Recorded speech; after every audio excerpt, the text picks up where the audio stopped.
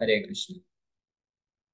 तो आप सभी भक्तों का हार्दिक स्वागत है आज के चैतन्य चरितमृत से श्री गौर कथा में। तो आज हम लोग चर्चा कर रहे हैं श्री चैतन्य चरितमृत आदि लीला और इसका चौथे अध्याय। इसका नाम है Krishna is the source, sorry, lord Chaitanya Mahaprabhu के प्राकट्य का आंतरिक कारण, अंतरंग कारण। जिसके श्लोक संख्या 57 तक हम लोग कर चुके थे।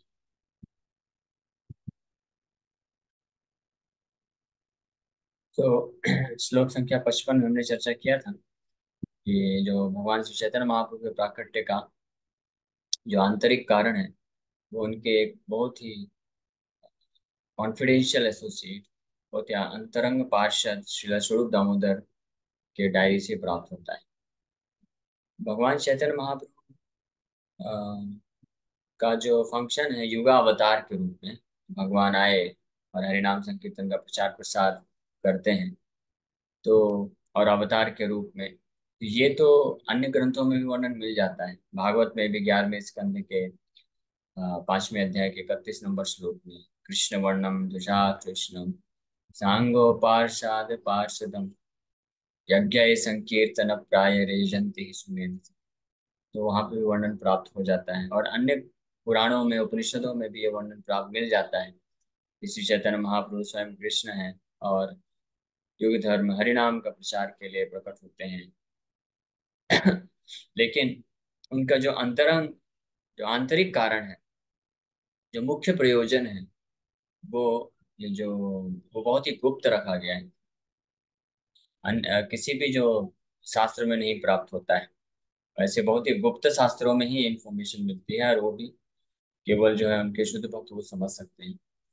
तो इसलिए यहाँ पे श्रील स्वरूप दामोदर गोस्वामी, जो कि अन्य कोई नहीं, ललिता सखी ललिता और ललिता सखी के ही अवतार है। चैतन्य महाप्रभु श्रीमती राधा रानी का भाव लेकर के आए और वही ललिता सखी स्वरूप दामोदर गोस्वामी के रूप में प्रकट होती है। और चैतन्य महाप्रभु का जो मुख्य प्रयोजन है कि उसको आस्वादन करने के लिए, प्रेम, कृष्ण के प्रेम को आस्वादन करने के लिए उसमें मदद करते हैं। राधा भाव द्वितीय सुबलितम नवमी कृष्ण स्वरूप, कि राधा रानी के भाव को लेकर के प्रकट होते हैं। तो स्वरूप दामोदर गोस्वामी के कर्चा बोलते हैं उसको, डायरी से प्राप्त होता है। इसी का व्याख्या कविराज गोस्वामी वर्णन कर रहे हैं। राधा कृष्ण एकात्म द्वितीय धरी अन्य विलसे रस आस्वादन करी। Radha and Krishna are one and the same, but they have assumed two bodies. Thus, they enjoy each other, tasting the mellows of love. ये भी श्लोक हमने पढ़ लिया था कि राधा और कृष्ण क्या है, इनका तत्व। ये सबके लिए पजलिंग सिचुएशन, पजल पजल है एक बहुत बड़ा। मतलब चाहे वो भौतिकवादी व्यक्ति हो, यहाँ तक कि आध्यात्मिकवादी व्यक्ति भी राधा कृष्ण तत्व को नहीं समझ सकते हैं, इतना गुझ है। लेकिन यहाँ पे स्वरूप दामोदर गोस्वामी के श्लोक से इस तत्व का जो है सूत्र रूप में वर्णन किया गया इस श्लोक में, 55 नंबर श्लोक में देखा था। सेई दुई एक बे चैतन्य गोसाई रसा स्वादिते दुहे हैला एक Thai. Now to enjoy rasa they have appeared in one body as lord Chaitanya. वही दोनों एक शरीर में एक साथ जब मिलित विग्रह, राधा कृष्ण एक ही है, यानी कंप्लीट पूर्ण पुरुष, जो एब्सोल्यूट ट्रूथ है, परम सत्य है, वो राधा कृष्ण है और एक ही है। लेकिन दो रूप में रहते हैं तो राधा और कृष्ण के नाम से जाने जाते हैं। जब वो एक स्वरूप हो जाता है तो उसको श्री चैतन्य महाप्रभु के रूप से जाना जाता है। इति लागी आगे करी तार विवरण, यहाँ है ते है गौरेर महिमा कथन। Therefore, I shall first delineate the position of Radha and Krishna. From that description, the glory of Lord Chaitanya will be. तो इसीलिए राधा और कृष्ण के वास्तविक स्थिति का थोड़ा वर्णन करेंगे कविराज गोस्वामी, ताकि उसके माध्यम से फिर कोई समझ सके कि श्री चैतन्य महाप्रभु क्या है, कौन है, और उनकी महिमा का वर्णन किया जाए। राधिका है न कृष्णेर प्रणय विकार, स्वरूप शक्ति हलाद्री शक्ति नाम यहार। Shrimati Radhika is the transformation of Krishna's love. She is his internal energy called हलादनी। तो भगवान कृष्ण का प्रेम, कृष्ण प्रेम जब जो एक स्वरूप को ग्रहण कर लेता है तो वही होता है श्रीमती राधिका, श्रीमती राधा रानी। यानी कृष्ण प्रेम की आध्यात्मिक जगत में हर चीज जो है व्यक्ति है, तो वहाँ पे जो ये भाव भी है वो भी व्यक्ति है।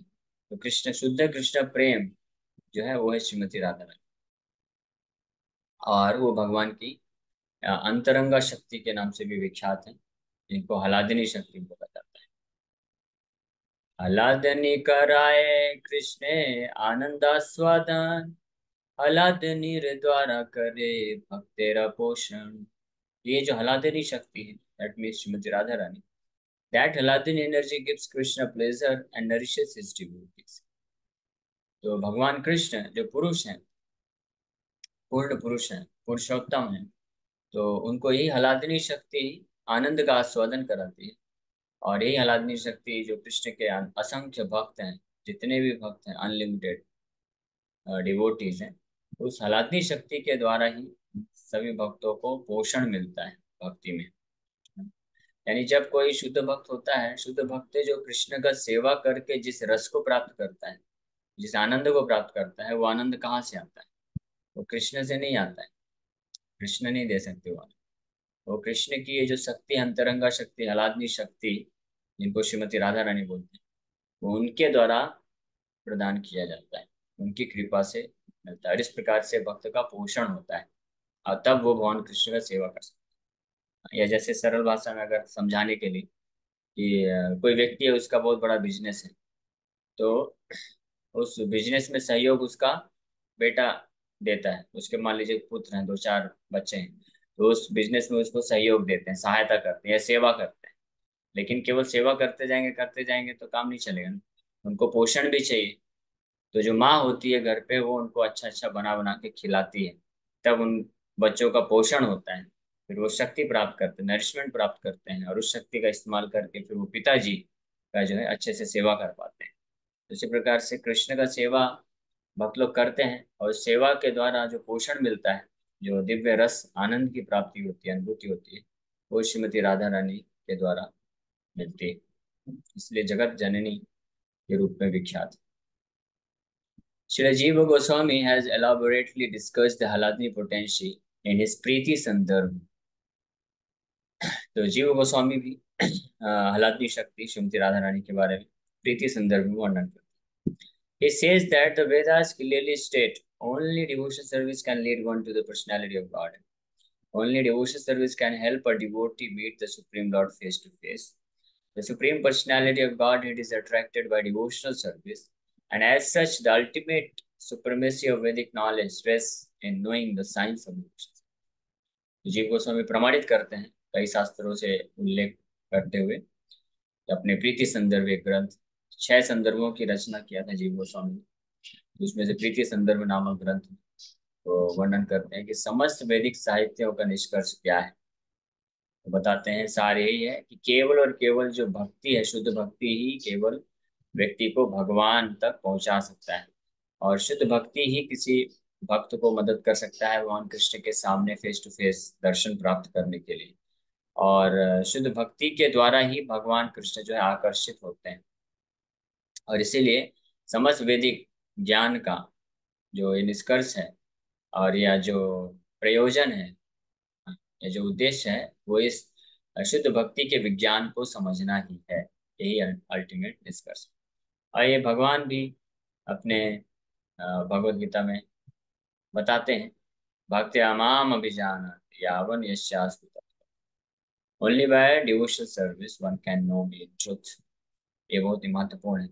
Only by performing devotional service one can know me in truth. तत्वतः, तत्वतः मतलब वास्तविक रूप में, तत्व के साथ कौन जान सकता है? केवल जो भगवान की भक्ति में लगता है, भक्ति के विज्ञान को जो पालन करता है। अन्य लोग भगवान को बस बाहर बाहर से जान सकते हैं।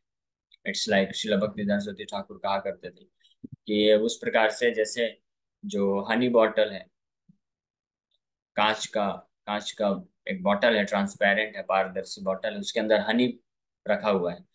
तो उसको, और ढक्कन बंद है, तो उसको केवल बाहर से देख करके कोई चाट के हनी का जो टेस्ट है प्राप्त नहीं कर सकता। हालांकि उसको दिख रहा है, हनी को देख सकता है, लेकिन टेस्ट करने का प्रयास कर रहा है, लेकिन वो टेस्ट नहीं प्राप्त कर सकता जब तक बॉटल खोल ढक्कन खोलेगा नहीं और हनी बाहर निकाल कर टेस्ट नहीं करेगा। तो इसी प्रकार से अन्य लोग जो भक्ति नहीं करते हैं, तो वो लोग कर्म, ज्ञान, ध्यान के माध्यम से वैदिक साहित्यों का अध्ययन तो करते हैं, तो बाहर बाहर से बस वो देख सकते हैं, या कुछ चीजें बस बाहर बाहर से जान सकते हैं कि भगवान कौन है, कृष्ण की लीलाएं, राम की लीलाएं, तो ये बस जान सकते हैं। हाँ, कृष्ण मथुरा में जंगल में प्रकट, जो है जेल में पैदा हुए, फिर उसके बाद सुदेव जी उनको लेके जाते हैं, फिर इतने सारे असुरों का वध करते हैं, ये सब है। ये बस बाहर बाहर से जान सकते हैं, तत्वतः नहीं जान सकते। तत्वतः कौन जान सकता है? भक्त्या माम अभिजानति यावन यस्यास्मि तत्वतः। जो भक्ति के द्वारा ही केवल मेरे को कोई तत्व के साथ जान सकता है। और इसीलिए समस्त वैदिक साहित्य का निष्कर्ष यही है कि शुद्ध भक्ति मार्ग में लगने से ही हम भगवान को फेस टू फेस दर्शन प्राप्त कर सकते हैं। इसमें ये पोटेंशियल शक्ति है। What is the particular attraction that makes the Supreme Lord enthusiastic to accept devotional service? And what is the nature of such service? The Vedic scriptures inform us that the Supreme Personality of Godhead, the Absolute Truth, is self sufficient and that Maya and his science can never influence him at all. Therefore, the potency that overcomes the Supreme must be purely spiritual. Such a potency cannot be anything of the material manifestation. The bliss enjoyed by the Supreme Personality of Godhead cannot be of material composition, like the impersonalist conception of the bliss of Brahma. Devotional service is reciprocation between two, and therefore it cannot be located simply within oneself. Therefore, the bliss of self-realization, Brahmanand, cannot be equated with devotional service. तो ये भक्ति का जो सेवा, भक्ति का जो रस है, ये भगवान को भी आकर्षित करता है। तो भगवान तो सेल्फ सफिशिएंट है, उनको उनको कोई चीज आकर्षित अगर कर रही है, तो वो पूर्ण रूप से आध्यात्मिक ही हो सकती है, शुद्ध हो सकती है। इस भौतिक जगत का कोई भी चीज नहीं कर सकती, और वो है हलादनी शक्ति। The Supreme Personality of Godhead has three kinds of internal potency, namely the Haladni Shakti or pleasure potency, the Sandhini Shakti or existential potency, and the Samvid Shakti or cognitive potency. In the Vishnu Puran, the Lord is addressed as follows: O Lord, you are the support of everything. The three attributes, Haladini, Sandhini, and Samvid, exist in you as one spiritual energy. But the material modes which cause happiness, misery, and mixtures of the two do not exist in you, for you have no material qualities. Vishnu पुराण में भी ऐसा वर्णन प्राप्त होता है। भगवान की जो तीन आध्यात्मिक शक्ति भी तीन प्रकार की होती है। एक हलादनी शक्ति के नाम से विख्यात है, जो आनंद प्रदायिनी शक्ति, जिनकी जो स्वरूपा है इंचार्ज है श्रीमती राधा रानी। और दूसरी है संधिनी शक्ति, एग्जिस्टेंशियल पोटेंशियल। एग्जिस्टेंशियल पोटेंशियल का मतलब होता है, संधिनी शक्ति का मतलब होता है जो संपूर्ण आध्यात्मिक जगत के अस्तित्व को बना के रखता है। और उसके इंचार्ज है श्री बलदेव, बलराम, भगवान बलराम जिस संकर्षण, वो हलादनी शक्ति, संधिनी शक्ति के अंतर्गत आते हैं।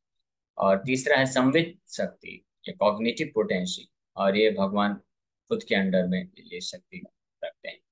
संवित शक्ति, संवित शक्ति का मतलब होता है कि हर चीज का ज्ञान होना। संवित, वित मतलब ज्ञान, सम मतलब सम्यक रूपेण ज्ञान, तो इसको संवित शक्ति बोलते हैं। और ये तीन अध्याय, तीन प्रकार की स्पिरिचुअल पोटेंशियल, यानी आध्यात्मिक शक्ति से ही पूरा आध्यात्मिक जगत जो है व्याप्त है। और ये आध्यात्मिक शक्ति में किसी भी प्रकार के भौतिक जगत का कोई तीनों गुण कार्य नहीं करता है। जैसे भौतिक जगत ये पूरा तीन गुणों से मिलकर बना हुआ है, सतोगुण, रजोगुण, तमोगुण। हर वस्तु, हर स्थान, हर परिस्थिति और व्यक्ति, ये तीन गुणों के ही मिक्सचर से बने हुए हैं। ये भौतिक जगत की बात है। और ये तीन गुण कौन है? भौतिक, बहिरंगा शक्ति या इंफीरियर पोटेंशियल। लेकिन आध्यात्मिक जगत में हर चीज ये तीन स्पिरिचुअल पोटेंशियल से, आह्लादनी शक्ति, संधिनी शक्ति और संवित शक्ति से मिलके बने हुए हैं। और ये स्पिरिचुअल है, ये सुपीरियर है, आध्यात्मिक है, उत्कृष्ट इसकी गुणवत्ता है। Aladini is the personal manifestation of the blissfulness of the Supreme Personality of God, by which he enjoys pleasure. Because the pleasure potential is perpetually present in the Supreme Lord, the theory of the impersonalist that the Lord appears in the material mode of goodness cannot be accepted. The impersonalist conclusion is against the Vedic version that the Lord possesses the transcendental pleasure potential. When the pleasure potential of the Supreme Personality of God it is exhibited by His grace in the person of a devotee, that manifestation is called love of God. Love of God is an epithet for the pleasure potential of the Lord. Therefore, devotional service reciprocated between the Lord and his devotee is an exhibition of the transcendental pleasure potential. ये जो pleasure potential यानी आनंद प्रदायनी शक्ति, हलादिनी शक्ति जिसको बोलते हैं, ये भगवान की अंतरंगा शक्ति है, ये आध्यात्मिक शक्ति है और ये सनातन है, भगवान के पास हमेशा रहती है। तो जब भगवान इस भौतिक जगत में अवतरित होते हैं तो अपनी इसी आध्यात्मिक शक्ति, हलादनी शक्ति को धारण करके अवतरित होते हैं। लेकिन मायावादी लोग, क्योंकि वो मायावादी इसलिए इम्पर्सनलिस्ट निराकारवादी, तो इस प्रकार से वो वैरायटी, शक्ति में वैरायटी को स्वीकार नहीं करते हैं। इसलिए वो बोलते हैं कि जब भगवान अन्य अवतार लेकर के इस भौतिक जगत में आते हैं तो वो मोड ऑफ गुडनेस यानी सतो गुण को स्वीकार करते हैं। लेकिन भगवान को इस भौतिक जगत के किसी भी गुणों को स्वीकार करने की आवश्यकता नहीं है, क्योंकि उनके पास ऑलरेडी जो है स्पिरिचुअल पोटेंशियल, इंटरनल पोटेंशियल। इस भौतिक जगत में जब कोई भी व्यक्ति सुख का अनुभूति करता है, शांति, सुख, ज्ञान, तो वो सतोगुण के प्रभाव से अनुभव करता है। जो सतोगुण में व्यक्ति होता है उसको मानसिक संतुष्टि, शांति और सुख की अनुभूति होती है, उसको सतोगुण बोलते हैं। और जो रजोगुण के प्रभाव में होता है उसको जो है ये अन्य अन्य प्रकार के काम वासना और जो है कर्म प्रधानता, दौड़ भाग करके कर्म करना, इंद्रिय तृप्ति की भावना, ये सब के इन सब चीजों को अनुभव करता है। और तमोगुण के प्रभाव में व्यक्ति अज्ञानता, लेजीनेस, निद्रा, आलस, अज्ञानता, मूर्खता, ये सब को अनुभव करता है। ये तमोगुण का प्रभाव होता है। लेकिन भगवान जब इस भौतिक जगत में आते हैं तो उनका जो आनंद है, वो जो भी कार्य करते हैं, उनका जो भी अनुभव होता है, एक्सपीरियंस होता है, वो ना तो सतोगुण से होता है, ना रजोगुण से होता है, ना तमोगुण से होता है। तमोगुण में व्यक्ति क्रोध को अनुभव करता है, यानी क्रोध तमोगुण के कारण होता है। तो जब भगवान कृष्ण या भगवान रामचंद्र असुरों का वध करते हैं, उस समय जो क्रोध प्रकट करते हैं, तो वो तमोगुणी क्रोध नहीं है, वो तमोगुण के प्रभाव से नहीं होता है, वो उनकी अंतरंगा शक्ति, आध्यात्मिक शक्ति के द्वारा ही संचालित होता है। तो ये बात बहुत विशेष रूप से ध्यान देना चाहिए। मायावादी लोग इस बात को नहीं समझ पाते हैं, क्योंकि वो भगवान की आध्यात्मिक शक्ति को स्वीकार नहीं करते हैं। इसलिए वो सोचते हैं कि भगवान भी जब इस भौतिक जगत में आते हैं तो वो भी सतोगुण, रजोगुण, तमोगुण से प्रभावित होकर के कार्य करते हैं। लेकिन भगवान का हर लीला जो है और हर प्रकार का कर्म जो और गुण है, वो आध्यात्मिक शक्ति, उनकी अंतरंगा शक्ति जो कि स्पिरिचुअल इन नेचर है, शुद्ध है पूर्ण रूप से, और उत्कृष्ट है, सुपीरियर इन नेचर, उससे उससे संचालित होता है। भगवान इस भौतिक जगत के तीन गुणों से प्रभावित नहीं होते हैं। तो इसीलिए भगवान गीता में बोलते हैं, जन्म कर्म च मे दिव्यम एवं यो वेति तत्वतः, कि मेरे जन्म और कर्म क्या है, दिव्य हैं। भगवान की हर प्रकार की लीलाएं दिव्य हैं। तो इसको जो तत्वों के साथ जानता है वही इस शरीर को छोड़ने के बाद इस भौतिक जगत से मुक्त हो सकता है। और केवल भगवान ही नहीं, भगवान के जो शुद्ध भक्त होते हैं वो भी इस भौतिक जगत में भी अगर रहते हैं तो भगवान के सेवा के दौरान जो सुख को अनुभव करते हैं वो भी सतोगुण के लक्षण नहीं होते हैं, वो सतोगुण के कारण नहीं होता है, वो भी हलादनी शक्ति के द्वारा संचालित होता है। हलादनी शक्ति मतलब श्रीमती राधा रानी। तो वही हलादनी शक्ति, भगवान जब भक्त भगवान का सेवा करता है तो उस सेवा को भगवान स्वीकार करते हैं, और उनको जो आनंद की प्राप्ति होती है उस सेवा को स्वीकार करके, वो भी हलादनी शक्ति के द्वारा होती है। और उस सेवा को करके भगवान की कृपा प्राप्त करके भक्त जिस दिव्य रस को, आनंद को प्राप्त करता है, वो भी हलादनी शक्ति के द्वारा होता है। उसका इस भौतिक जगत के तीन गुणों से कोई लेना देना नहीं है। ये बात समझने वाली, ये थोड़ा तत्व है, टेक्निकल डिटेल है, तो हो सकता है कुछ भक्त लोग बोर हो रहे होंगे या थोड़ा कम समझ में आ रहा होगा, लेकिन आप सुनते जाइए ध्यानपूर्वक, आगे और जब आएगा चर्चा तो धीरे धीरे समझ जाएंगे, लेकिन ये समझना बहुत जरूरी है, क्योंकि इसी के द्वारा हम वास्तविक भक्ति हम कर सकते हैं। भगवान गीता में स्पष्ट रूप से बोलते हैं कि जो तत्वों के साथ समझते हुए मेरा भक्ति योग में जुड़ता है, केवल वही इस भौतिक बंधन से छुटकारा प्राप्त करके मेरे नित्य सनातन धाम को प्राप्त कर सकता है। जो तत्वों को नेग्लेक्ट करते हैं, जो ये सोचते हैं अरे ये सब क्या है, इतना टेक्निकल डिटेल, हालात शक्ति, ये शक्ति, भगवान दिव्य है, आध्यात्मिक है, चिन्मय है, और ये भौतिक जगह तीन गुण अलग अलग है, इसमें इतना क्यों माथा पच्ची करना, केवल हरे कृष्णा बैठ के जप करो ना। तो वो नहीं हो पाएगा, क्योंकि हम हरे कृष्णा जो जप कर रहे हैं बिना तत्वों को जाने, उसको अज्ञानता में जब बोलते हैं वो नामाभास होता है।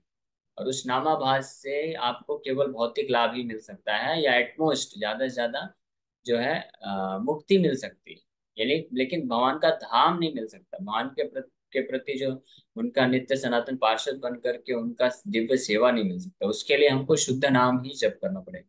और शुद्ध नाम व्यक्ति तभी जप कर पाएगा जब वो इस भौतिक जगत की अज्ञानता से और अनर्थों से मुक्त हो पाएगा। तो अज्ञानता से मुक्त होना बहुत जरूरी है। इसके बारे में भक्ति विनोद ठाकुर स्पष्ट अपने हरिनाम चिंतामणि ग्रंथ में वर्णन करते हैं। और उन्होंने तो वो उसमें वर्णन किया है, लेकिन वो उद्धृत करते हैं हरिदास ठाकुर और चैतन्य महाप्रभु का कन्वर्सेशन।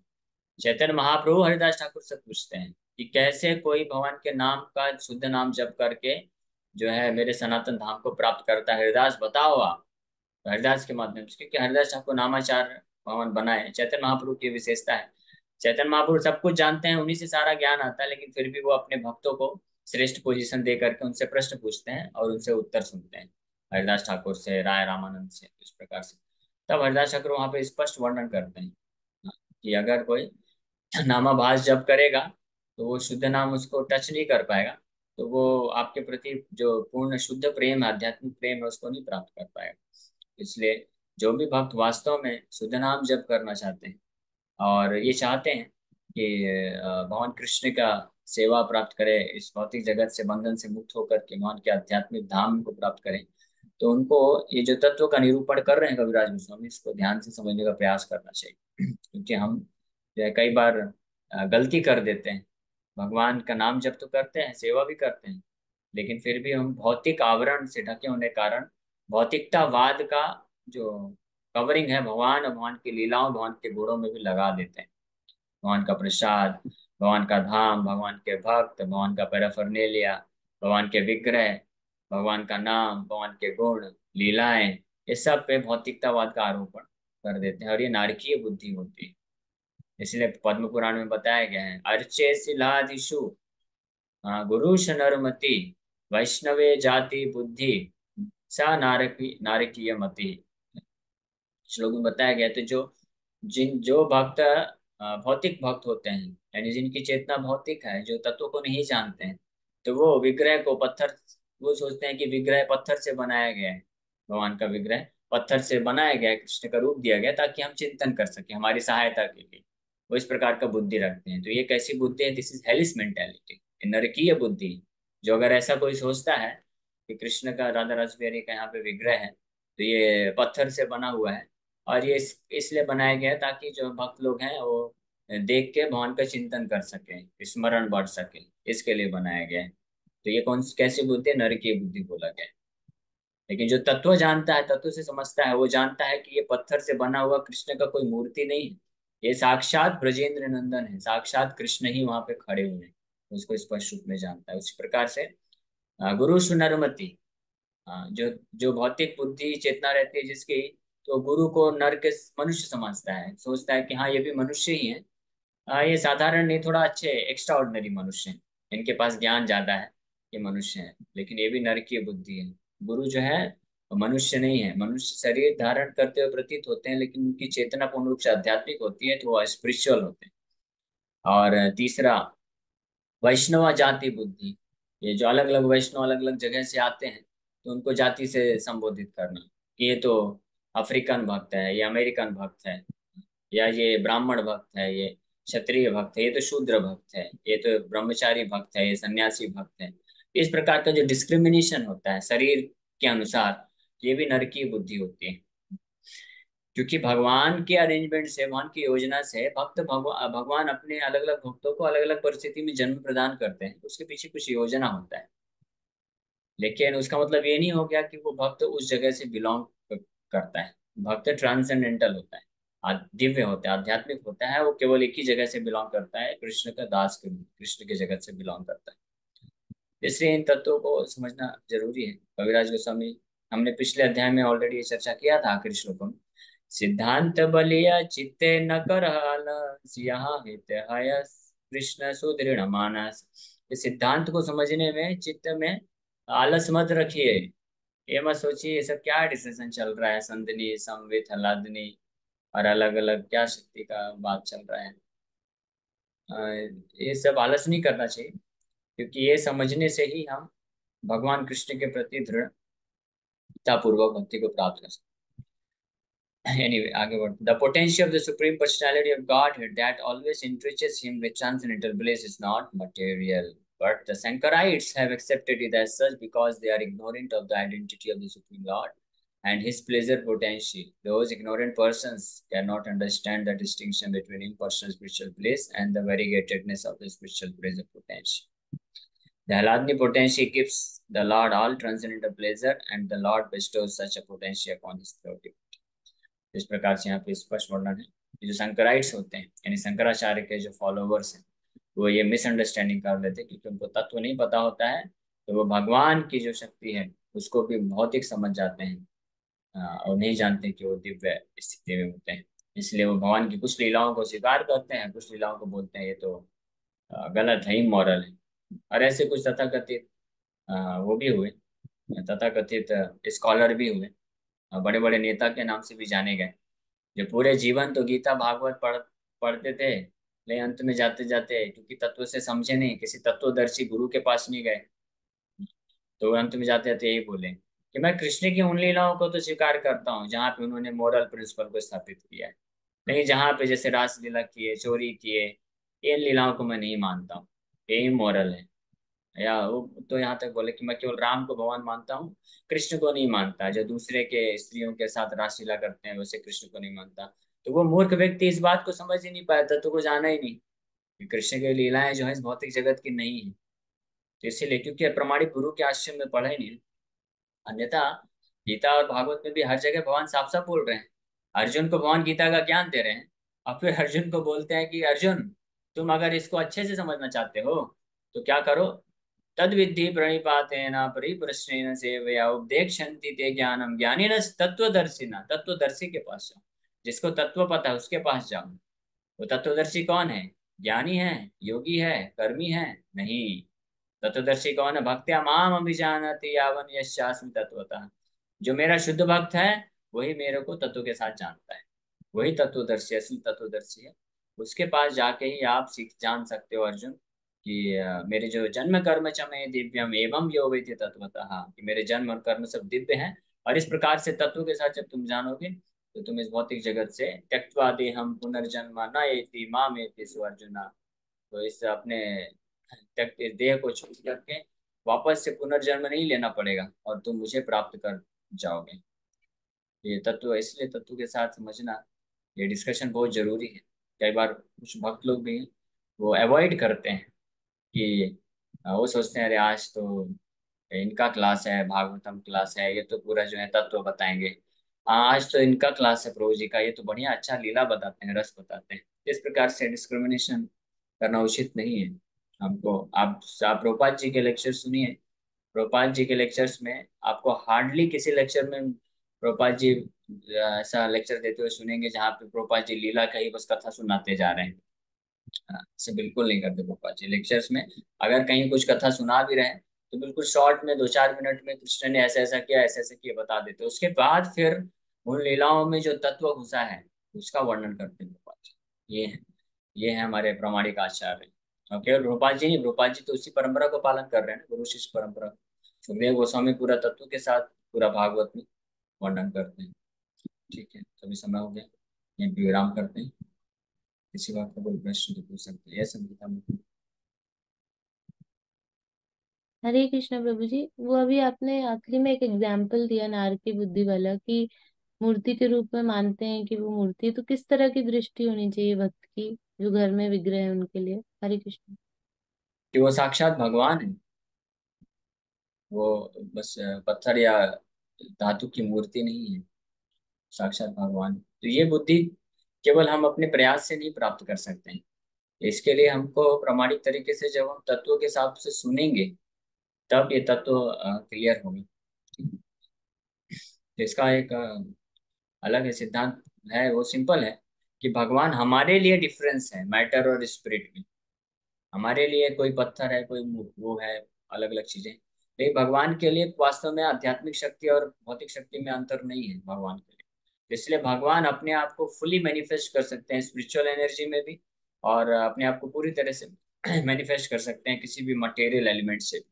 तो ये अंदर का तत्व है।